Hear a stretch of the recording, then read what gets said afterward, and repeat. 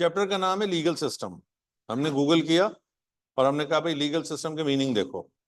हमारे सामने कुछ इस तरह के मीनिंग आए कि legal system is a framework. अच्छा, फ्रेमवर्क क्या है? हाँ, वो तो इशारे में ये है, बिल्कुल आउटलाइन कहें, बेसिक स्ट्रक्चर कह लें। जैसे कल आपने ऑर्गन्स ऑफ स्टेट किया था तो वो एक बेसिक स्ट्रक्चर बताया ना, लेजिस्लेचर, एग्जीक्यूटिव, जुडिशरी और फिर पूरा निजाम। तो लीगल सिस्टम क्या है? बोलो फ्रेमवर्क। फ्रेमवर्क किसका? रूल्स का, प्रोसीजर्स का और इंस्टीट्यूशंस का। अब इंस्टीट्यूशंस में एक तो जुडिशरी आ गई, लेकिन हम प्राइम मिनिस्टर के ऑफिस को भी तो एक इंस्टीट्यूशन कहेंगे ना, हम प्रेसिडेंट के ऑफिस को भी एक इंस्टीट्यूशन कहेंगे। तो इसका मतलब है कि आप ये देखिए, जो कल हमने डिस्कस किया था, डेफिनेशन खुल रही है। Legal system is the framework of rules, procedures, institutions. किस लिए?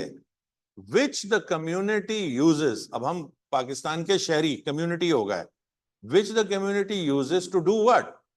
लीगल सिस्टम से वो क्या करेंगे? They interpret and enforce law.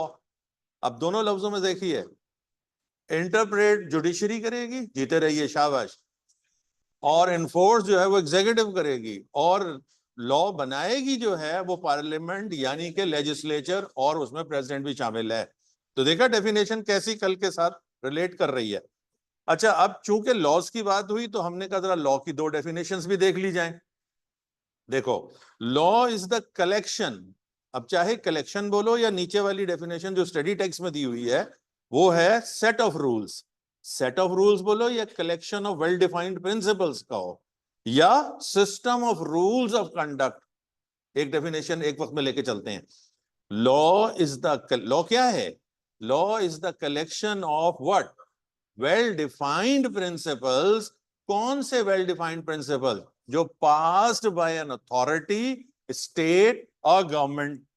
ये अथॉरिटी की बात मैं अभी आपको क्लास में समझाऊंगा, आज की क्लास में, कि ये अथॉरिटी से क्या मुराद है। इसको कभी आपको क्लियर नहीं है। डेलीगेटेड लेजिस्लेशन होती है, सारे लॉज पार्लियामेंट नहीं बनाती है।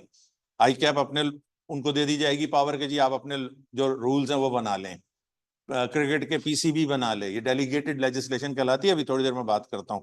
लेकिन हमने स्टेट और गवर्नमेंट की बात की थी कि गवर्नमेंट भी लॉ बनाती है, और फिर हमने देखा कि गवर्नमेंट कैसे बनती है।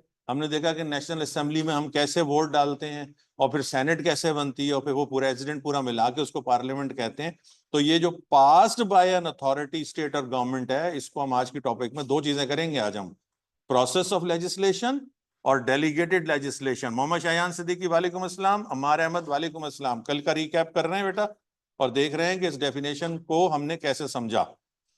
तीसरी डेफिनेशन यानी दूसरी डेफिनेशन लॉ की आ जाइए, देखिए जरा सा। वो कहता है स्टडी टेक्स्ट में कि लॉ, अभी कल हमारे दोस्त यहाँ पे रिफ्रेशर वाले बैठे हुए थे, वो कहने लगे कि जनाब वो हमने तो वैसे ही रट लिया था बस, और आपने अब ये देखा कि आपने किस तरह इसको समझा, और आपकी दिलचस्पी, आपने भी उठते उठते बड़ी मेरा दिल खुश किया, और आपने कहा कि उम्मीद नहीं होती है कि आपका एज ग्रुप जो है वो इन बातों को पसंद करेगा, लेकिन मुझे आपके चेहरों से और आपके अल्फाज से जो है कल बड़ी खुशी हुई कि चलें आज का बच्चा जो है उन सारी बातों में दिलचस्पी भी ले रहा है। और ये बहुत, ये अवेयरनेस की बहुत जबरदस्त चीज है। आज की क्लास में मजीद देखिएगा। अच्छा, अब आप आ जाइए, कहते हैं law is the set of rules. अच्छा, अब आपको याद होगा मैंने प्रिंसिपल से रूल्स बनाने की बात की थी, याद है कि बेसिक फैक्ट्स हैं, फिर वो रूल्स बन जाएंगे, और रूल्स जो बनते हैं वो effective functioning of any society. अच्छा, रूल्स का मैं एक और मतलब भी बता दूं। देखो, एक तो है ना लॉ, भाई फैक्ट्री में पीने का पानी होगा लेबर के लिए, ये लॉ है। कितने मजदूरों पर कितना पानी होगा, ये रूल्स कहलाते हैं। रूल्स एक्चुअली लॉ को एक्सप्लेन करते हैं, फर्दर एलोबरेट करते हैं, सप्लीमेंट्री टू द लॉ हैं ये। अब आप समझ गए चीज को, यानी आपका दरख्त बन गया, बीज है प्रिंसिपल, थोड़ा बड़ा हुआ रूल्स, और फिर अब आप पहुंच गए कहां पे? लॉ पे। और लॉ आज सन 2024 12 तारीख नवंबर की कौन बना रहा है?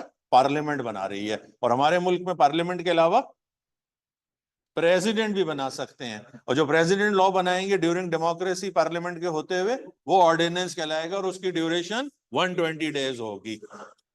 तो law is the set of rules और system of rules of conduct designed, अब ये देखें कौन डिजाइन कर रहा है, लॉ को कौन बना रहा है, स्टेट बना रही है। अब स्टेट किसके थ्रू बना रही है, गवर्नमेंट के थ्रू बना रही है ना। हम इस वक्त एक प्रेजेंट सेटअप की बात कर रहे हैं।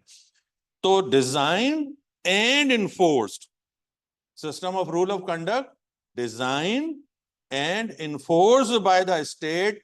क्यों बनाए जा रहे हैं लॉ?